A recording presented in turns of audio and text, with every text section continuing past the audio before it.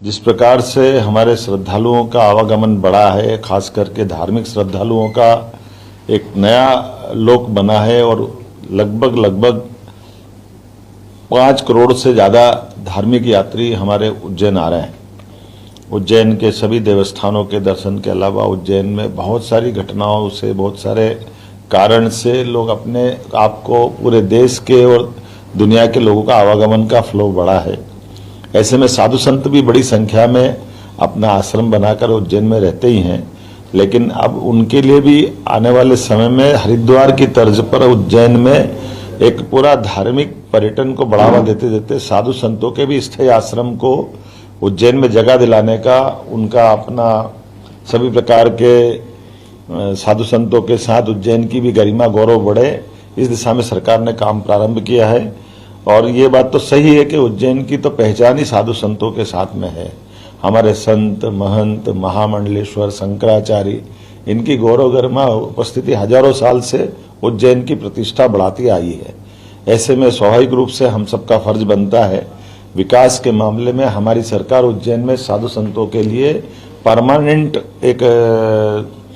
तरह से धार्मिक नगरी का कुछ हिस्सा उनके लिए भी पूरा बनाया जाए।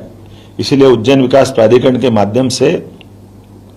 मध्य प्रदेश सरकार ने एक बड़ी योजना उज्जैन के लिए बनाई है, जिसके कारण से उज्जैन में हमारे 13 ही अखाड़ों के सभी महामंडलेश्वर, संत, महंत, अखाड़ा के प्रतिनिधि अगर भूमि चाहेंगे तो हम पर्याप्त भूमि उज्जैन में उपलब्ध कराएंगे और वो अपना आश्रम स्वयं बना। इसके लिए हम उस आवश्यक रूप से मूल इंफ्रास्ट्रक्चर पे काम कर रहे हैं, जैसे सड़क, पुल, नाली, बिजली और आवागमन के सभी मार्ग उज्जैन से जाने आने वाले 4 लेन, आवश्यकता पड़ी तो 6 लेन और इस प्रकार की सुविधा जुटा रहे हैं, जिसके कारण से धार्मिक पर्यटन के लिए उनके साथ में आने वाले भक्तों को भी कोई कष्ट नहीं हो। और योजना भी इतनी अच्छी प्रकार से बनाई गई है कि 1 हेक्टेयर की भूमि में केवल 25% स्थायी निर्माण वो कर सकेंगे, बाकी हमारा 1/3 हिस्सा खाली रहेगा, जिसमें वो पार्किंग वगैरह की व्यवस्था पर्याप्त रूप से की जा सके। हम उम्मीद कर रहे हैं कि जैसा हरिद्वार में जब कुंभ मेला का आयोजन होता है तो वहां अधिकांश साधु संत महामंडलेश्वर अपने अपने आश्रमों से उस पूरे कुंभ में अपनी उपस्थिति दर्ज कराते हैं या सभी गतिविधियों को संचालित करते हैं। आज हमारे यहाँ 2028 में सिंहस्थ होने वाला है, तो स्वाभाविक रूप से हमने अपने बाकी निर्माण कार्य चालू किए हैं, लेकिन हम भूमि उपलब्ध करा करके स्थायी निर्माण की परमिशन जिला प्रशासन के माध्यम से इसी योजना से चालू करा रहे हैं, ताकि साधु संत भी अपने आश्रमों का विस्तार कर सके, विकास कर सके। स्थायी रूप से वो उज्जैन में भी अपने आश्रमों की एक तरह से जगह नियत करते हुए अपना गतिविधि प्रारंभ करें। मैं उम्मीद करता हूं कि ये योजना के माध्यम से उज्जैन की गरिमा और बढ़ेगी और खास करके जब सिंहस्थ होता था तो अस्थायी निर्माण जब हमारे द्वारा टेंट सिटी बनाते हैं तब आंधी, तूफान, बारिश के कारण से हर बार टेंट उड़ जाते हैं, बाद में तकलीफ आती है या टेम्परेरी एक्विजिशन करने के कारण से कई सारे कष्ट आते हैं, जिसमें ड्रेनेज की सिस्टम बिगड़ जाता है, आने जाने के मार्ग काली मिट्टी की जमीन होने के कारण तकलीफ होती है। वो सारे कष्टों से निजात मिलेगी। अभी पक्के रोड बना करके ये पूरा एक तरह से नया नगर बनाने का एक हमने योजना बनाई है। मेरी अपनी ओर से इस अवसर पर आप सबके माध्यम से संदेश भी देना चाहूँगा